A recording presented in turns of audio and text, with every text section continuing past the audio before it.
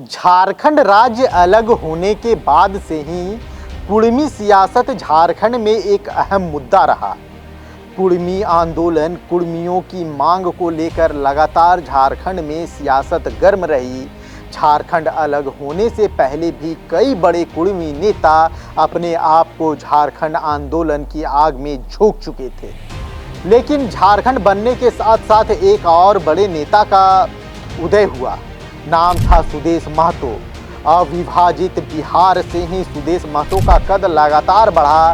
सुदेश महतो ने अपने आप को झारखंड में कुर्मियों का सबसे बड़े नेता के तौर पर स्थापित किया, लेकिन सबसे बड़ा सवाल था कि आखिर इससे कुर्मियों को क्या मिला। सुदेश महतो डिप्टी सीएम तक बने। राज्य में सुदेश महतो का एक बड़ा राजनीतिक कद बना। सुदेश महतो लगातार राजनीतिक क्षेत्र में तरक्की करते रहे। सुदेश महतो आज झारखंड के गिने चुने बड़े नेताओं में से एक गिने जाते हैं, लेकिन एक वक्त आया जब सुदेश की कार्यशैली, उनके रवैये पर काफ़ी सवाल उठे। माना जाने लगा आजसू और सुदेश महतो में अब वो आक्रामकता नहीं रही। कुर्मियों के लिए अब वो इतने मुखर नहीं रहे जिसके लिए आजसू और सुदेश महतो जाने जाते थे। इसी बीच जयराम महतो का जन्म हुआ।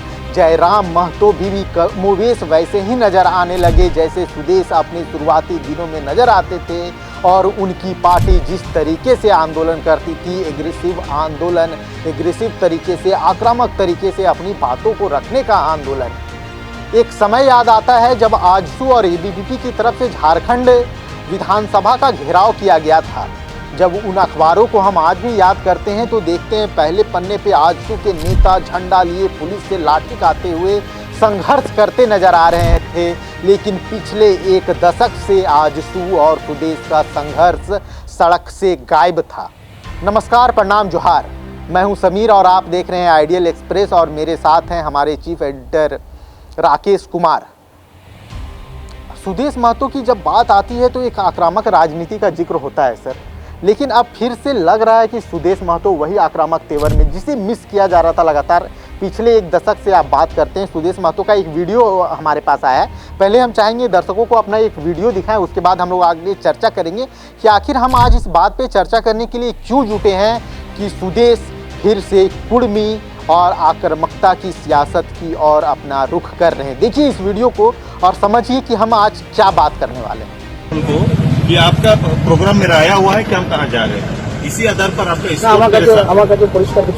आपका बात है ना, आपको जानना है तो मैं क्यों बताऊं? मेरे प्रोग्राम पर ही तो आपका डीजीपी से आदेश होके ही आएगा। ये डीजीपी जाता है प्रोग्राम जाना আছে तो फिर क्या नहीं जान रहे? আমি এটাই বলতে পারছি আপনাকে যে কোর্টশিলাতে আপনার এখন যাওয়া আমি মনে করছি না এখন এটা সবকিছুর জন্য পিস অ্যান্ড ট্রান্সপারেন্সির জন্য চেষ্টা আমি নিজের কোনো ওথাল 144 লাগাই কোনো ওথা কোনো এমনি আপনার মুহে কানুন চলে যায়, ওটাই কানুন হয়ে যায়। আমার যেটা বলার আপনাকে আমি বলেছি। আরে বলাটাই তো বললেন সেটাই কানুন। আমি যেটা আপনাকে বললাম আরে পরিষ্কার আপনাকে বলছি তো, পরিষ্কার আমিও তো বলছি। ল অ্যান্ড অর্ডার কোর্টে যায় क्या আপনার সাথে আমি কথা वो भी পিস্তল करने का कोई कारण दिखाई। আমি আপনাকে বলছি পরশু দিন একটা বড় ঘটনা ঘটেছে, সেখানে আমার পুলিশ ইনক্লুড আছে।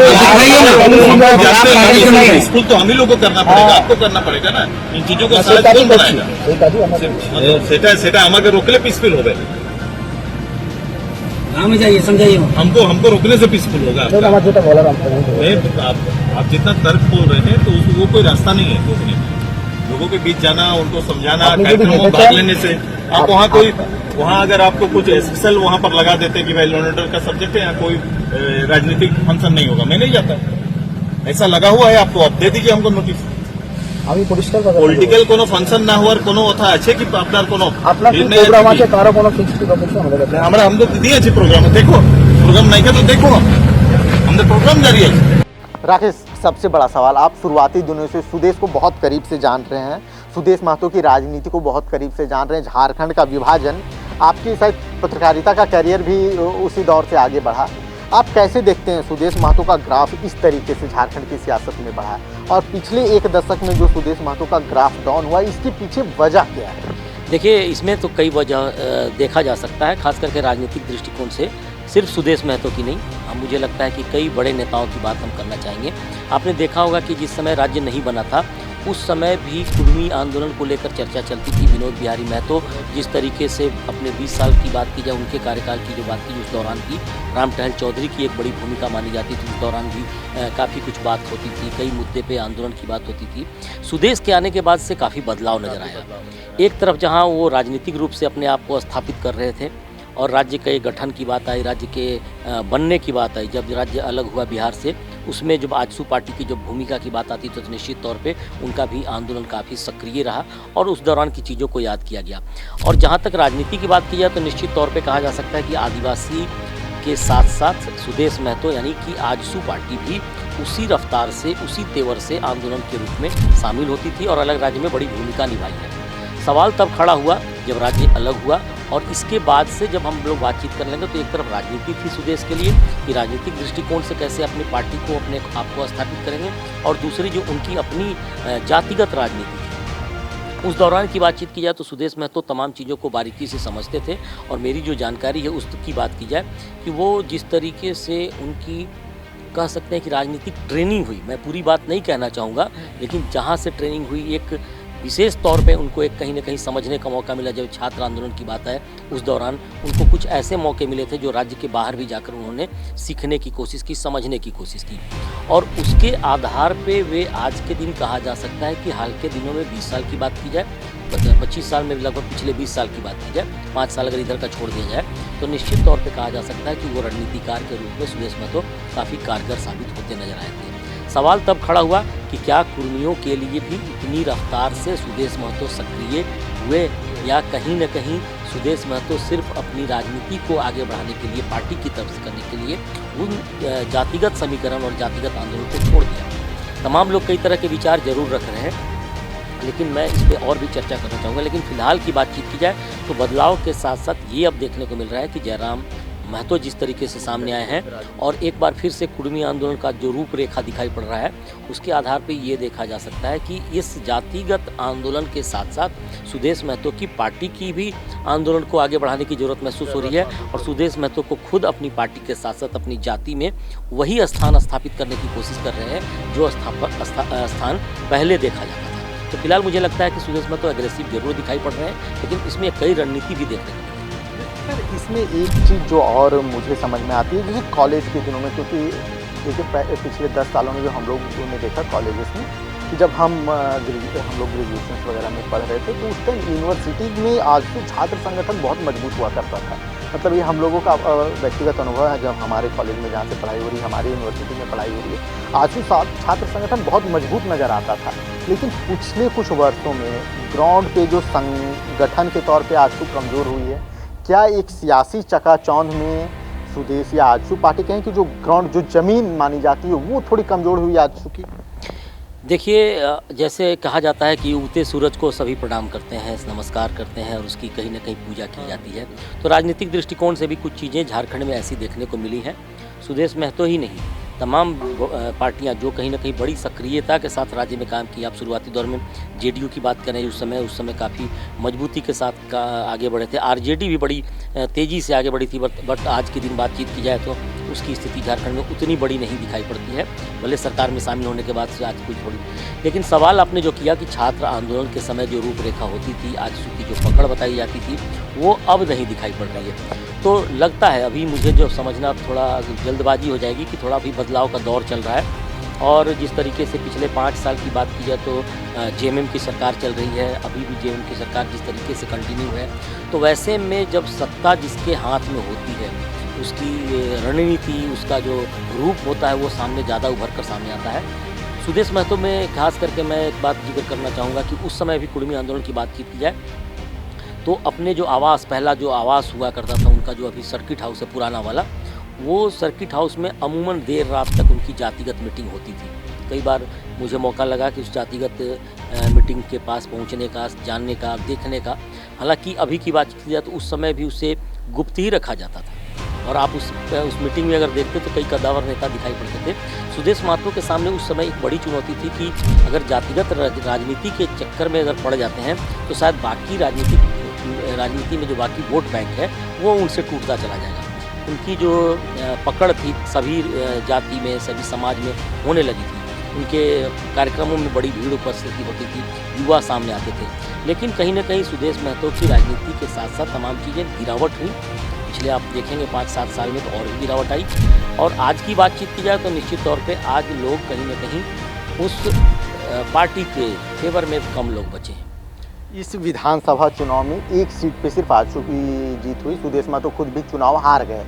इसके बाद से जो वीडियो अभी हमारे पास आए हैं, जो हम ताज़ा राजनीति को समझ रहे हैं कि जो कुर्मी आंदोलन हुआ, रेल टेका आंदोलन हुआ, उसे लेकर भी जो हमें समझ में आई कि आजसू पीसी की आजसू के नेता मैदान में उतरे। सुदेश बंगाल जो वहाँ के पीड़ितों पे लाठीचार्ज हुआ उनसे मिलने के लिए गए, पुलिस के साथ बहसबाजी की गई। कई बड़े नेता, आप हरेलाल महतो ले लें या फिर आप संजय मेहता, काफ़ी क्लोज इन दिनों आए हैं सुदेश महतो को, उन्हें ले लें, तो सारे बड़े नेता उनके साथ रहे। तो सुदेश महतो फिर से समझ रहे हैं कि अगर उन्हें झारखंड में अपनी ज़मीन मजबूत करनी है तो उन्हें अब कुर्मी सियासत का जो राह है उसे मजबूती से पकड़ना होगा, क्योंकि 13 से 14% वोट राकेश मायने रखता है। तो सुदेश महतो फिर से जड़ की ओर लौट रहे हैं। देखिए, जाना तो पड़ेगा, क्योंकि जातिगत समीकरण जिस तरीके से राज्य के हैं और एक बड़ा वोट बैंक भी है, और लोग चाहते हैं कि उनकी बारे में बातचीत की जाए, क्योंकि विनोद बिहारी महतो की बात की जाए तो अपने जातिगत समीकरण को लेकर बढ़े। राम टहल चौधरी जो बड़ा नाम आता था पूरे इलाके में, उनको गार्जियन के रूप में माना गया। और साथ साथ सुदेश महतो जब सामने आए तो निश्चित तौर पे कहा जा सकता है कि उनकी भी भूमिका काफ़ी अहम थी। और आज भी माना जाता है कि सुदेश महतो अपनी जाति में सब सक्रिय हैं, जानकार हैं, लोग चाहते भी हैं। बट वोट बैंक में कितना तब्दील होता है ये बड़ा सवाल होता है। और इसी बीच में जयराम महतो का आना निश्चित तौर पे कहा जा सकता है कि उनके वोट बैंक पे सेंध मारने की भी बात कही जा सकती है। जयराम जिस तरीके से अपने युवाओं के बीच पहुंचे हैं, और आप देख सकते हैं कि जिस तरीके से युवाओं के बीच बातचीत करते हैं हक और अधिकार की, उसमें कई चीज़ें समाहित हो जाती हैं और शामिल हो जाती हैं।